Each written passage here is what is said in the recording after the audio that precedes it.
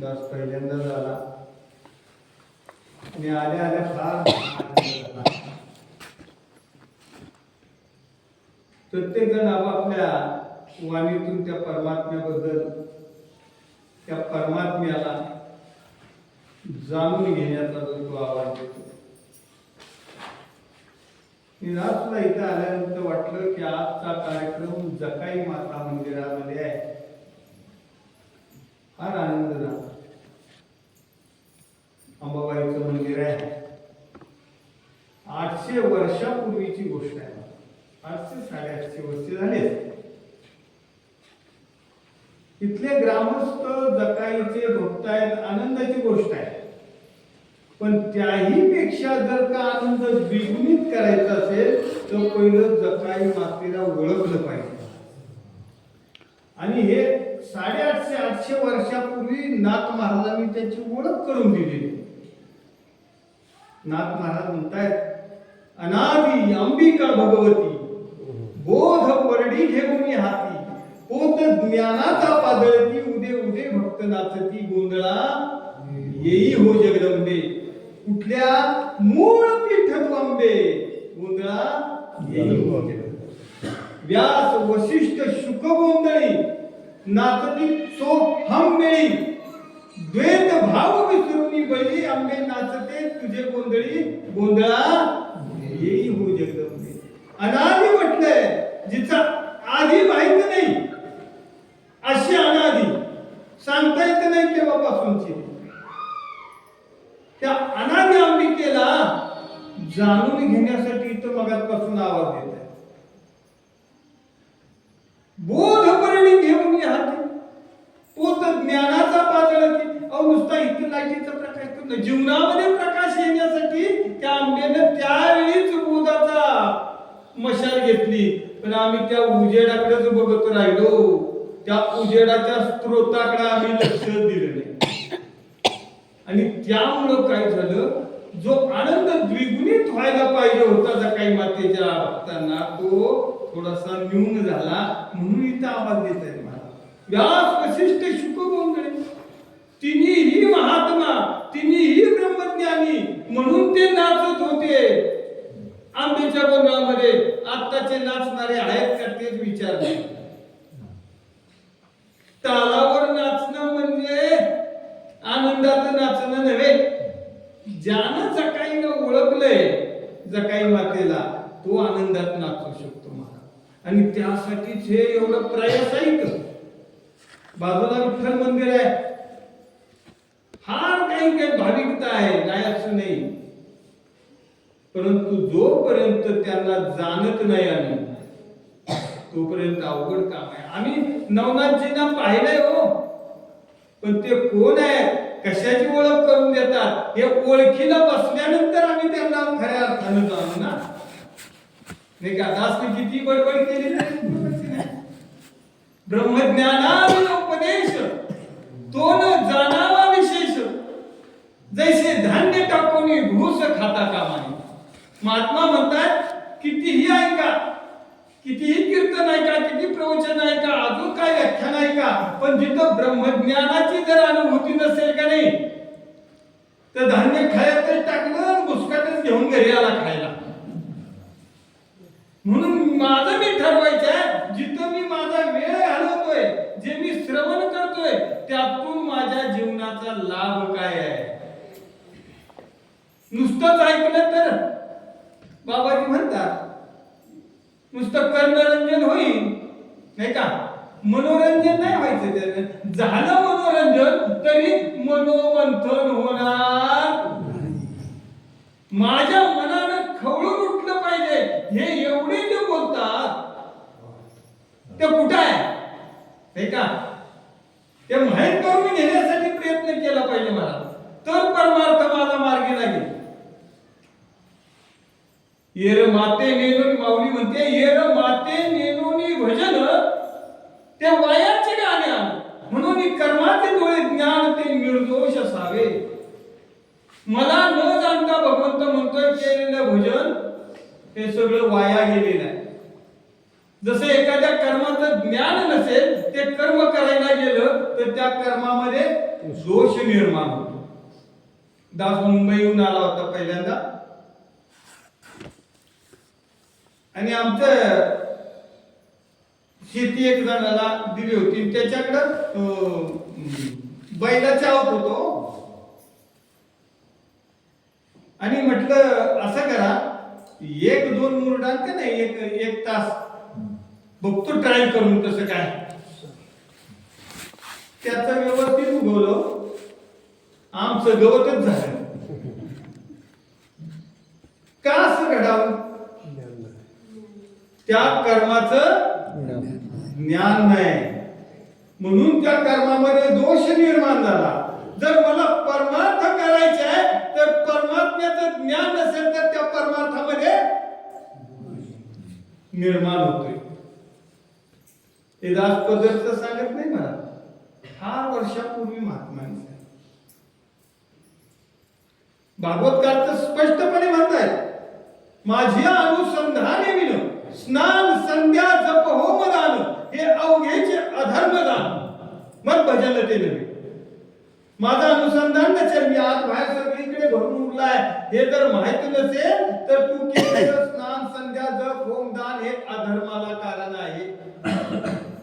का बरं अधर्माला कारण आहे? कारण तू करतोय म्हणजे तुझ्या मार्गी पिढीने तेच करणार आहे. तू तुझं जीवन संपवलं अज्ञानामध्ये, पाठीमागच्यांनाही तू अज्ञानी बनवून ठेवणार आहेस.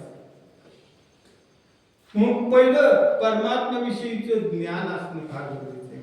इथं मगापासून तेच चाललंय, परमात्म्याचं ज्ञान गरजेचं, बाकी कशाचं नसलं तरी चालेल, कारण बाकीसाठी 84 लक्ष योगी भरपूर पडलेले आहेत प्रपंचासाठी. आपल्यापेक्षा सुंदर प्रपंच आहे त्यांचा. घर बांधायचं म्हणलं तर आम्ही जमिनीवर बांधतोय, सुगरण कुठं बांधते? बाबळीच्या काठाला बांधते, ते बी शेंड्याला बांधते, ते बी विहिरीत अशी बांधते, जमिनीवर नाही. का बरं विहिरी? आणि तिचं एंट्री सुद्धा खालून वर आहे, कारण विहिरीतनं उडी मारून कुठलाच प्राणी माझ्या पिल्लाला खायला यायचा नाही खालून वर. तिला सुद्धा आपल्यापेक्षा प्रापंचिक ज्ञान चांगलं आहे. मग नेमका आम्ही कशासाठी श्रेष्ठ भगवंत म्हणतोय? तुझी योनी का श्रेष्ठ? काय कारण आहे? तर फक्त आणि फक्त तू भगवंताला जाणू शकतोस. पण भगवंत पुढेही फार थोडासा कडवट बोललाय बरं का. बरं कडू का बोले असं ना, आम्हाला गुणी यावा या उद्देशाने भगवंत ऐसा नरदेह पावनी देख जो न साधीची ब्रह्मसुख जना माझी परममूर्ख विश्वासघातक देवता. काय तर म्हणजे तुला मनुष्य जन्म प्राप्त मी करून देऊन सुद्धा तू ब्रह्मज्ञान जर घेतलं नाहीस ना, तर जन्माला येऊन मूर्खासारखं जीवन जगलंस. ते तर सोड, पण माझा सुद्धा विश्वासघात केला, कारण मी तुला मला जाणण्यासाठी हा जन्म दिला आणि तूच मला जाणलं नाही, म्हणजे माझा विश्वासघात, देवाचा विश्वासघात करणारा तुमचा आमचा सोडणार आहे का? मग अशा विश्वासघातीवर आम्ही किती विश्वास ठेवायचा हे विचार करायचा. जो भगवंताचा विश्वासघात करू शकतो. मग जर मला विश्वासघाती भगवंताचं समजूनच हे शरीर सोडायचं म्हटलं, तर माझी जागा नेमकी कुठं असणार आहे? 84 लक्ष योनीमध्येच महाराज. ती चुकवण्याचा प्रयत्न करायचा. विठ्ठल मंदिर बाजूला आहे, आम्ही किती समजलो विठ्ठल हे महत्वाचं आहे, हे का? जेव्हा आकार पुढा देखती तव्हा देव येणे भावे भजती मज तोची विघटलया टाकीती नाही म्हणोनी. मौली म्हणते जोपर्यंत आकार पुढे देखतात बघतात का नाही, तोपर्यंत हा देव देव देव देव. पण चुकून जर का काही त्याच्या पडलं, त्याचं जर का काही तुटलं, तर लगेच त्याला काढायचा आणि झाडाखाली ठेवायचा. अशी परमार्थिक भक्ती जर असेल तर मोगलांनी आमची मंदिरं लुटली, सगळ्यांना माहित आहे, मूर्ती विध्वंस केला, तरी आमचा परमार्थ चालू आहे की नाही? म्हणजे निश्चित आम्ही त्यावेळी क्लिक बसली पाहिजे, तर असं होऊन सुद्धा परमार्थ चालू आहे म्हणजे याचा अर्थ ह्याच्यापेक्षा वेगळा परमात्मा आहे, त्याशिवाय आम्ही परमार्थ चालू ठेवला.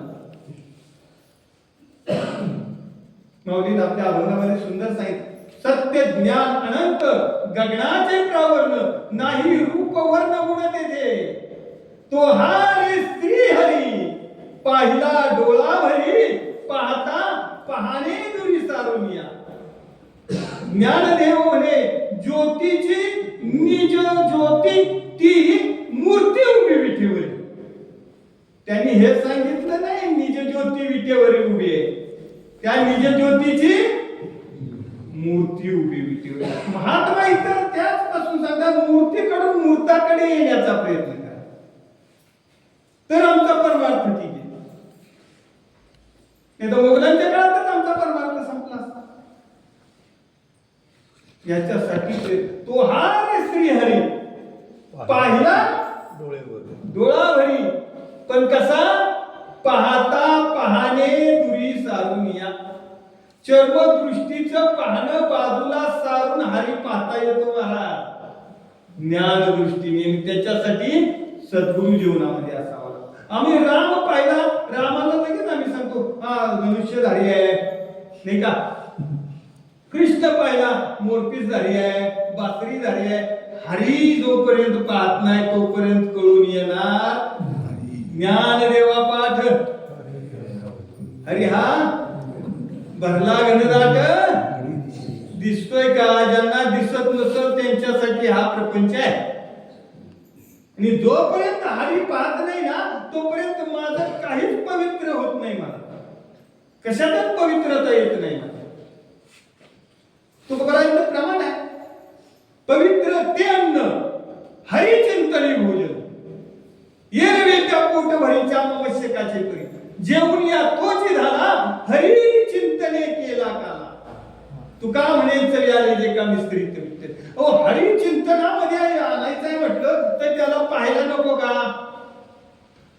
आज इथं नवीन भाविक आहेत, महात्मांनी ओळख करून दिली, हे नवनाथ शेलार जे आहेत सगळ्यांनी पाहिलं, केव्हाही डोक्यात आलं नवनाथ शेलार लगेच समोर चिंतनामध्ये येणार का?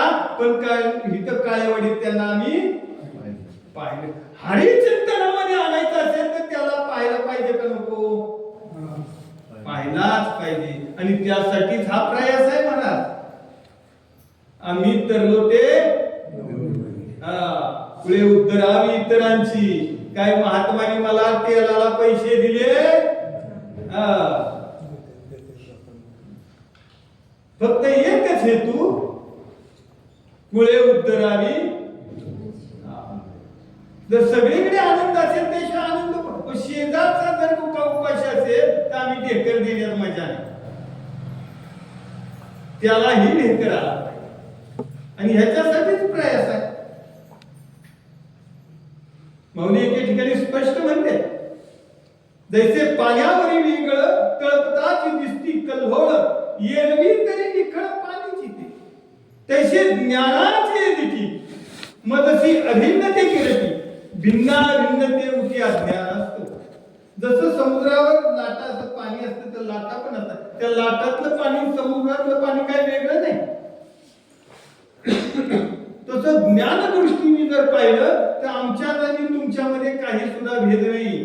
पण अज्ञानी दृष्टीने मात्र दास दखटवाडीचा घेतले काळेवाडीचे, हे अज्ञानी दृष्टी झाली. पण जर का ज्ञान दृष्टीने पाहिलं तर मात्र आत्मीयतेनं तुम्ही आमचेच आहात, नव्हे नव्हे आम्हीच तुम्ही आहात, ही अवस्था इथं प्राप्त होते. मग मात्र काही सगळं जग आपल्याला वाटतंय. बाबा बोरकरांची कविता आहे का, लहान मुलांसाठी कधी कधी घ्यावं लागते, त्यांना नाही वाटतं का नाही आमचंही काहीतरी ह्यात असावं. दातांनी जर जीभ चावली सांगा कोणी भक्ती शिकवली का? कोण आहे जेवताना जीभ दाताखाली गावल्या उचलतो तांब्यात हाणतो दाता हाणतो का? दातांनी जर जीभ चावली सांगा कोणी बत्तीशी तोडली. अहो ही सगळी आपलीच मंडळी. शब्द कुणाला उन्हा आता तरी थोडं शिक म्हणा. घरटे तुटता खुल्ले दिगंतर मोह संपदा आप्त चराचर सोसता सासर हो घर अद्भुत यापरी हरीची करुणा आता तरी थोडं शिक म्हणा. शेवटच्या चरणाचा पण विचार. सोसता सासर हो घर अद्भुत यापरी हरीची करुणा. कोणालाही जमत नाही. हरीनेच आमच्यावरती करुणा करावी लागते. एखादी नवीन लग्न झालेली मुलगी असते नाही का, तिचं लक्ष कुठे जास्त असतं माहिती आहे का? ह्या महिन्यात कुठला सण आहे, मला न्यायला येतील, निदान बोलवतील तरी. ह्या महिन्यात कुठला आहे, प्रत्येक महिन्याला 15 दिवसाला तिचं तेच ध्यान. मला सणाला माहेरी न्यावं, कारण माहेरच्या विषयी प्रेम आहे हो असावं. पण त्यानंतर तिला 2 मुलं झाली, सासू सासरा वृद्ध झाले, गोळ्या औषध चालू आहे आणि भावाचं लग्न जमलं. आता हे भावाचं लग्न जमल्यानंतर आदल्या दिवशी जाते, लग्न लागलं की लगेच परत येते. तिला विचारलं का आमच्या सासऱ्याच्या गोळ्या चुकल्या तर, आमची मुलं शाळेत आली तर. विचार करण्यासारखी गोष्ट आहे. मागल्या 4-2 वर्षात सासर माहेरी असणारं प्रेम तिथं सासरी एवढं का जडलं तर माहेराला सुद्धा त्याग करायला लागली. अद्भुत यापरी हरीची करुणा. त्याच्याशिवाय कोण कोणाचं मन बाकीचे सगळे हॉस्पिटलमध्ये हृदय बदलतील, गुडघे बदलतील, आणखी काय काय बदलतील, पण मन बदलणं फक्त हरीच्याच हातामध्ये आहे. आणि तेच मन इकडे बदलून येतं, मग त्याच्यापेक्षा जास्त प्रेम इकडे वाटतंय. या सजनानो तोच प्रयास आहे इथं मगापासून की प्रपंचापासून थोडस कमी प्रेम करा आणि हरीवर काकांवर जास्त करा. का बरं हरीवर जास्त काकांवर करा? आमचं प्रपंचातलं प्रेम कमी करून हरीवर का प्रेम जास्त करा? कारण मला अजून माहितच नाही माझा प्रपंच सुद्धा हरीच चालवतोय. माझ्या भक्तांनी संसाराची चिंता काय समर्थाची कांता पोरांनी. माऊली म्हणते, भगवंत असा म्हणतोय की माझ्या भक्ता आणि संसाराची चिंता म्हणजे एखाद्या राजाच्या राणीनं कान टोकरायला काटकाची भिक्षा मागितल्यासारखं होऊन जाईल. फक्त मला त्याचं भक्त बनता आलं पाहिजे. आणि भक्त तेव्हाच मी बनू शकतो ज्यावेळी भगवंताला जाणून घेऊ शकतो. तोपर्यंत मी त्याचा भक्त बनू शकत. आणि त्यासाठी जिथं महात्मा आवाज देत आहेत मगासपासून, मग एकदा का भक्त बनलं का नाही? पण भक्त बनणं गरजेचं आहे बरं का. नुसतं येऊन बसणं महत्वाचं नाहीतर एका सद्ग्रस्ताला का तुम्ही ब्रह्मज्ञान घेतलं, हो सत्संगाला जाता, हो काय तुमच्यात बदल घडला, काय सांगायचंय, मुलाचं 4 वर्ष लग्न होत नव्हतं, लगेच लग्न झालं, सांगितलं आहे हा बदल ह्यांच्या. म्हैस दूध देत नव्हती, एकच संगत केली महाराज, रोजच्या पेक्षा जास्त द्यायला लागली.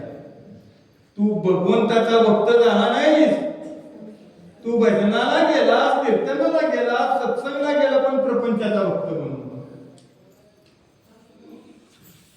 यासाठी महाराज मगापासून इथं सांगताय, जो माझा प्रपंच चालवतोय त्याला ओळखणं फार गरजेचं आहे. मग त्याची जबाबदारी आहे नंतर माझा प्रपंच चालवायची. आता सहजपणे आप्पांना म्हटलं, आप्पा तुम्ही आता तुमच्या गावी जाताय, काय कुठलं गाव महाराज? तातवड्याला जाताय, तिथं आमचे नवनाथ महाराज येतील बघा, त्यांच्याकडे ही एवढी पिशवी नेऊन द्या. महात्मा देणार का नाही देणार? आणि जर अशीच कोणाकडे दिली ही पिशवी एवढी नवनाथ महाराजांकडे द्या, तो काय म्हणून माहितीये का? काय नाही दिली तरी हे कुठं मला ओळखते का नाही? देणारा कुठं मला ओळखतोय? नाही दिली तरी. पण आप्पा महाराज काय म्हणते, नाही दिली तर जाधव महाराज मला ओळखता. तसा परमात्म्याला सुद्धा प्रश्न पडतोय, त्याचा प्रपंच नाही जर नीट केला तर हा मला ओळखतोय. म्हणून परमात्मा जाणून घ्यायचंय. बाकी काय नाही. सत्संगला येऊन बसा, काही नाही बोलता आलं हरकत नाही, गाता नाही आलं हरकत नाही, काय नाही, ऐकलं नाही तरी हरकत नाही. पण निदान 2 तास वाईट विचार तरी डोक्यात येणार नाही. हा काय कमी फायदा आहे का?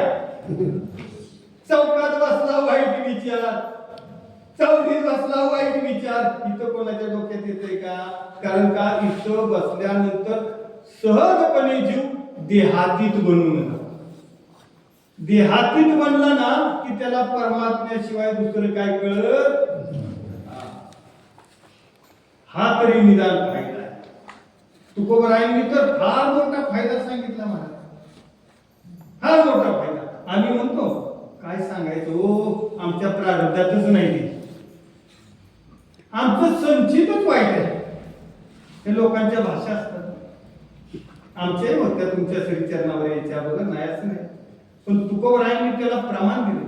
प्रारब्ध क्रियामान भक्ता संचित नाही जाण, अवघा देवची झाला पाहिजे भरून अंतर आहे. ज्या भक्ताला सगळीकडे देव होऊन बसलेला आहे, त्यांचं प्रारब्ध क्रियामान संचित काही सुद्धा बिघडवू शकत. हा तरी निदान प्रपंचात फायदा होतोय. याच्यासाठी तरी परमात्मा जाणून या सन्नाम घरात पळते का वेळ कमी दिला हेच काय कळणार. प्रत्येकाला आपापली जबाबदारी निभावली.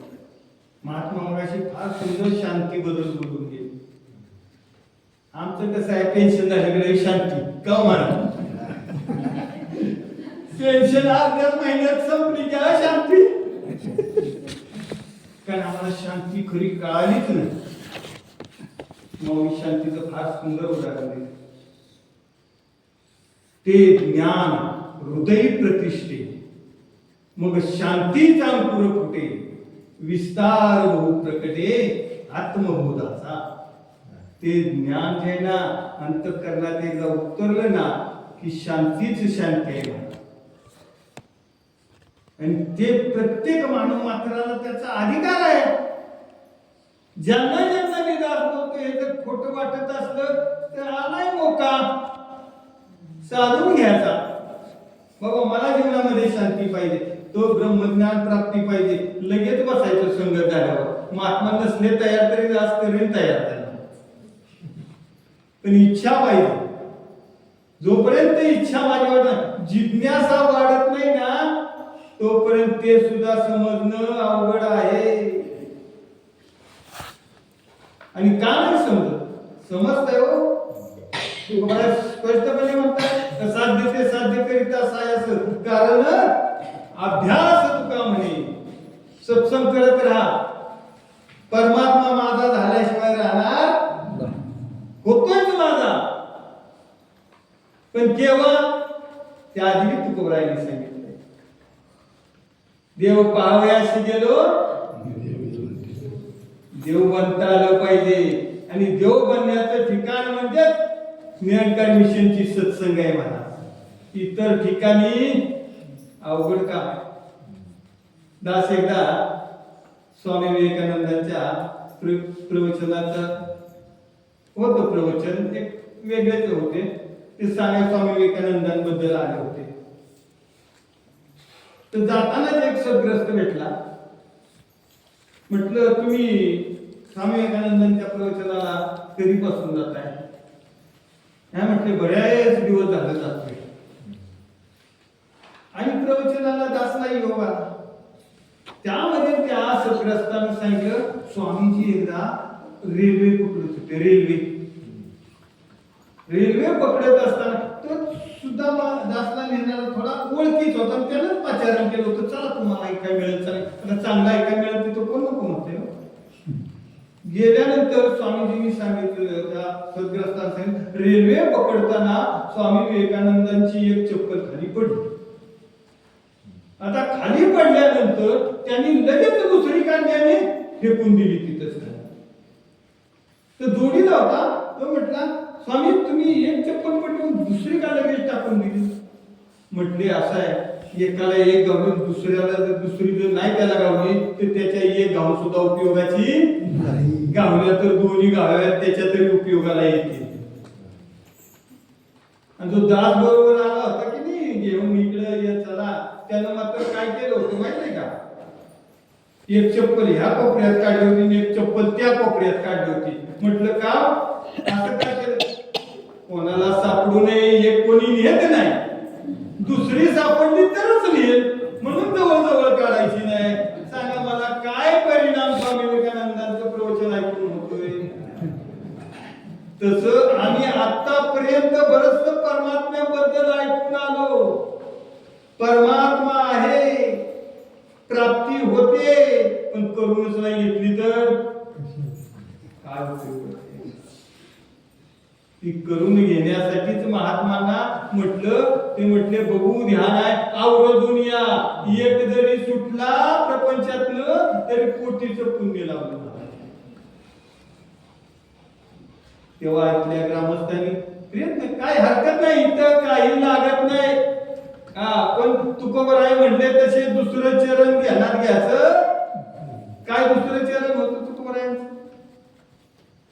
देव घ्या फुका, देव घ्या फुका, न लगे रुका पहिलं चरण. देव न लगे, देव न लगे, साठवण्याचे रुदले जागे. लोक म्हणतात देव नको, देव नको का? जिथं साठवायचं तिथं प्रपंचात गच्च भरून ठेवलाय. दुसऱ्या चरणाकडे लक्ष लय देऊ नका, तिथं फुकट देव प्राप्त होतोय, काही द्यावं लागत नाही. गावातील सर्व मंडळींना, बालवृद्धांना जोपर्यंत हे ठीक आहे ना इंद्रिय, तोपर्यंत चान्स आहे. आणि त्यासाठीच दिले इंद्रिय. दिले इंद्रिय हात पाय कान डोळे मुख बोलावया वचन, जे नेतू जोडशी नारायण नासे जीवपण भवरो. जीवपणाचा नाश होतो. मग जीवपणाचा नाश झाल्यानंतर तू भवरोगातनं बाजूला होतो. जीवपणाचा नाश कसा होतो? सुखते गाठेरली दाविदेल तुझ दिठी, जे आत्मयाचे भेटी जीवाशी होईल. माऊली म्हणते सुख म्हणजे काय? तुझ्या दृष्टीपथामध्ये आणून देतो सर्व सुखाचं आलं. ते तुझ्या दृष्टीपथामध्ये आलं की त्याची आत्म्याची भेट होते आणि सुख दुःखापासून जीव नाहीसा होतोय. कोण होतोय? आत्मा नव्हे का? त्यात सच्चिदानंदाचा अंश आहे. त्याच्यावर काय परिणाम? जीव अडकतोय सुख दुःखामध्ये, तो नाहीसा होतोय. आपल्याकडे म्हणे रोग रेड्याला डाग पकालीला. आत्मज्ञान आत्म्याला, परमात्म्याचं, आणि फरक मात्र जीवावर. का? एकदा ते झालं की जीव हा जीवात्माच म्हणून जातो.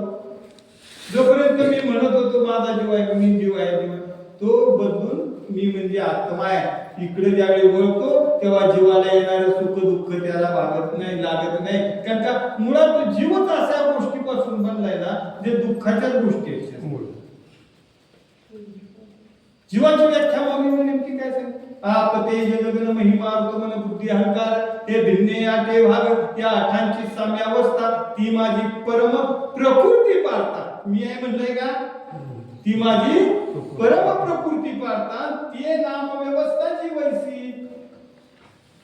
त्याला जीव, प्रकृतीला जीव म्हटलेला आहे. पंचमहाभूत मन बुद्धी अहंकारापासून वितरण बनून झालेली प्रकृती तो जीव आहे. आणि प्रकृती नेहमी बिघडतच राहते, नाही का? ज्यावेळी बोलवीला गेलो होता, आमचे नामदेववाडीकडची थोडीशी आजारी, आणि म्हटलं महाराज हॉस्पिटलमध्ये गेलो होतो त्याला म्हटले महाराज कसं काय फार आनंद आहे म्हणले. अहो कसा आनंद तुम्ही हॉस्पिटल रोज नवीन नवीन महात्मा भेटायला मिळतात. मी फार आनंदी आहे. माझी प्रकृती थोडी बिघडली. काय बिघडले? मग ती प्रकृती बिघडलेल्याचा परिणाम न घेणे होण्यासाठी असे संत नेहमी भेटत राहिल्यानंतर त्या प्रकृतीचा आमच्यावर परिणाम, त्या जीवाचा आमच्यावर परिणाम होणार यासाठी संत आहे. आणि मग तेव्हा मी इच्छा करायची देव अशी चित्ती त्याची घडावी संगती ऐसे आवडते मना देवा पूर्वावी वासना. भगवंता हेच कर, तू कसा चिंतनामध्ये राहशील असाच मला भेटू दे. आता जर का तसा पाहिजे तर त्याला पहिला माहित पाहिजे देव, नाही का? त्याला माहित असल्याशिवाय त्याच्याकडून माझ्या चिंतनामध्ये कसा यायचा. म्हणून आज इथं काळेवाडेकरांचं फार मोठं भाग्य आहे. देव माहित असणारे इथं हजर आहेत, ज्यांनी त्यांनी आपापला फायदा करून द्या. झालेली सेवा सद्गुरु माता सुदीक्षाजी महाराजांचं तरी